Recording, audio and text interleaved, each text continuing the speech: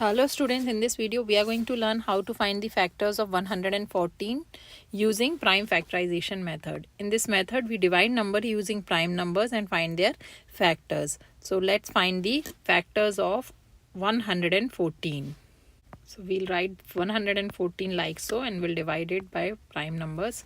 So 2 times 5 is 10. 1 is remainder. This becomes 14. 2 times 7 is 14.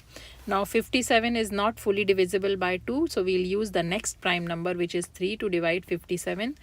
3 times 1 is 3. 2 is remainder. This becomes 27 and 3 times 9 is 27. Now 19 is a prime number. It is only divisible by 19. So 19 times 1 is 19. So our number is fully divided. Now we got the factors of 114, and the factors of 114 are 2 times 3 times 19. These are all the factors of 114. So this is how we can find the factors of any number using prime factorization. I hope this video is helpful to you. If you like the video, please hit the like button and subscribe to my channel for more math videos. Thanks for watching.